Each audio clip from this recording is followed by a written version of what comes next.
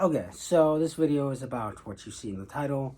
It's going to be a very much shorter version of what I would like to do a longer version of when I get more time. But this video is about China, the country and its government, America, the country and its government, and social change in America. So from what I've noticed, and keep in mind, I'm not a political philosopher. I'm not an international relations super duper theorist. I've only studied international relations intermittently through undergrad and things, and then obviously watching the news. So, America, I believe, is intertwined with China in a way that is kind of goofy. America seemingly has this, I was going to say social war, culture war, ideological war, that's what it is, with China. In regards to how to treat its people, how to direct democracy or not have a democracy, not have a direct democracy or what have you.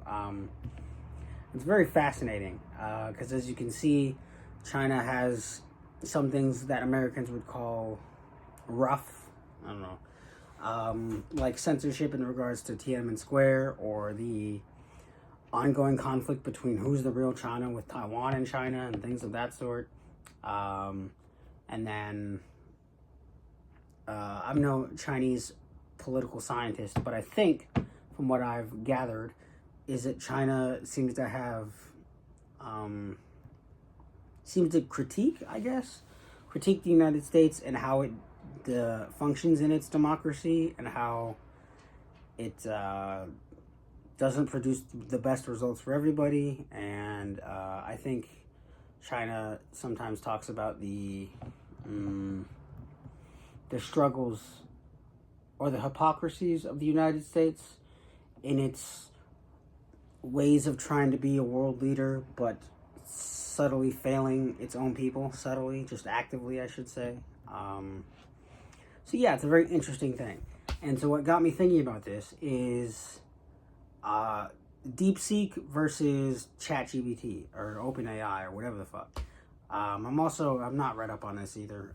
The only way I've read up on this is through internet comment sections. But rundown, NVIDIA does a lot of AI stuff.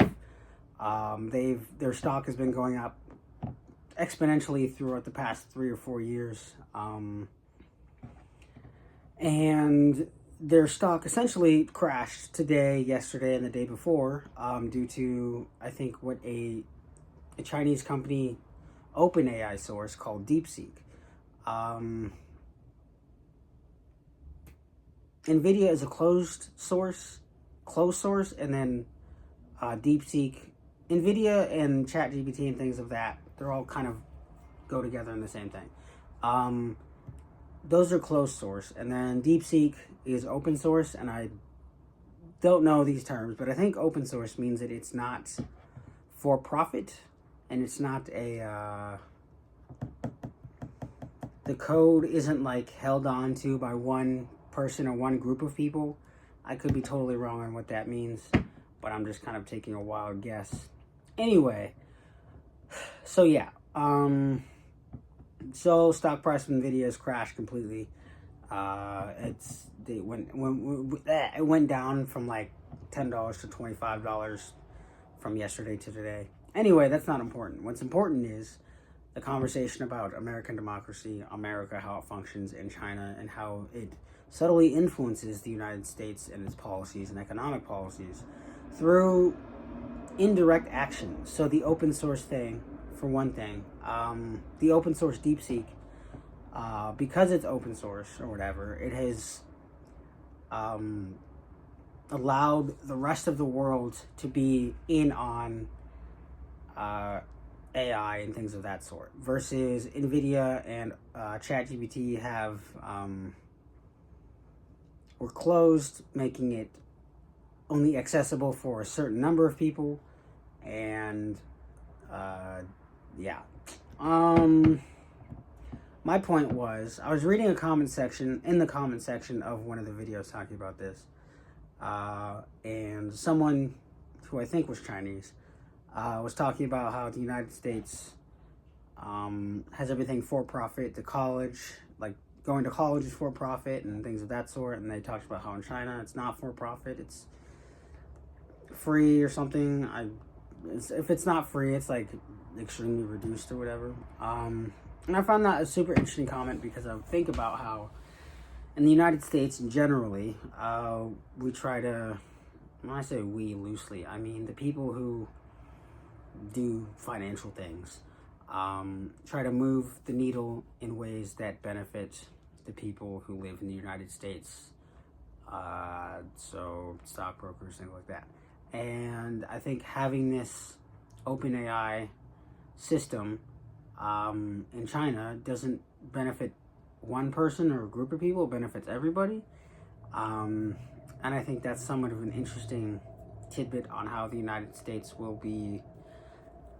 might be forced to do things and like open up some of its former for-profit institutions to not be for-profit. So an example would be college. Because I think the point made in the comment also was that China doesn't force everybody to go to school, but it's heavily implied to go to school through social norms and things. And that, again, lifts all boats in a tide, whatever. You can argue whether or not it does that actually or not. But essentially, the burden of going to school is not a burden of going to school. The burden of going to school in China is test taking and not money. Versus the United States, it's money, and then it compounds with test taking, and then you have other things such as healthcare, things of that sort, and family problems.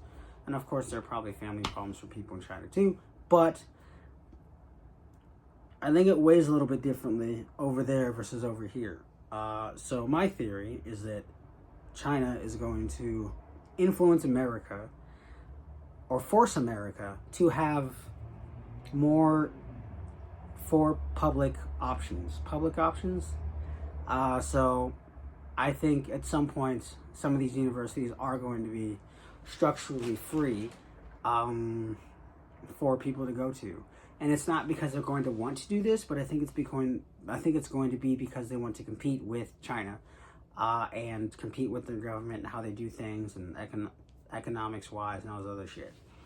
And I say this because the United States currently is having this big old issue with people not having kids apparently, and like things becoming more expensive. People want to do things, they don't want to do anything. Not that they're lazy, but because they feel like they can't afford it. Whether that's because they see it on the internet and then they feel like they can't afford something, or because they actually can't afford it. I think those sort of games or just issues that people have in their life is something that the United States government might have to figure out how to fix, because obviously, yes, you can have immigration, but you have a whole bunch of racist people who subtly feel like immigration is taking what is rightfully theirs or whatever. And it becomes this giant issue with people like Donald Trump in office, where he can exploit that easily, which then deports a lot of people, which then drives down economic output, because those people make houses, they pick fruit and things of that sort, things that Americans will not do, because Americans will want protections when they do that work, and the immigrants coming to do that don't ask for protection, because they want money and they want to work. So if you're gonna deport people and do all that type of shit, you're gonna have to give the people that are already here some sort of advantage, or some sort of reason to actually want to participate in the economy. And they're not going to participate in the economy if they don't go to college. They can still try to, because that's the dream of being an American, is you don't have to go to college to make it. But it's becoming increasingly more evident that even though some people can't find jobs after college, that going to college will benefit you more in the long run than not going to college. And that even applies to like doing trades and shit. But a lot of people just they don't like school. It's, at least in the United States, it's just how it's done. It's just not working, because a lot of people are being burnt out by the time they hit middle school and they just don't care. And so then by the time you get them to high school, if they even make it that far, it's just like, I really don't give a fuck. And the ones that they do it are people who are in more economically stable households and things of that sort, or they're just really fucking motivated, or they have all sorts of I was gonna say medical advantages, but it's gonna be more like medical resources. So yeah. Anyway, my whole point is that because China does all these different things, and it's pretty evident, maybe not in the form of like what you would want as an American seeking a democracy seeking American, in terms of like the Great Firewall or things of that sort. I think it's still pretty evident that your biggest political and economic rival has all these advantages, and that kind of keeps their economy kind of going in a way, but still their economy still has issues, like all of the cheap labor is a big deal, because a lot of people don't get paid enough to do the work that they do, so that becomes an issue over there. You had a bunch of 20-year-olds who are, I don't know, they don't like it, but yeah, it's a super interesting next, let's see, is it 4 years? Super interesting 8 years. I wouldn't be surprised if the United States government, or people who are voted into government, or if the Republican Party stance changes from like being hardline no on all of these issues to being like a little bit more open, because they realize that, yeah, we're going to need to compete on a global scale that is China. And if Donald Trump continues to move the United States out from being moving the United States out of the circle that is the economic bubble, but more the world stage, we can probably expect the Republican Party to start moving on certain issues, because you can't sustain getting rid of your undocumented workforce plus like forcing Americans to have kids, and I don't think taxes are going to be enough. So yeah, that's it.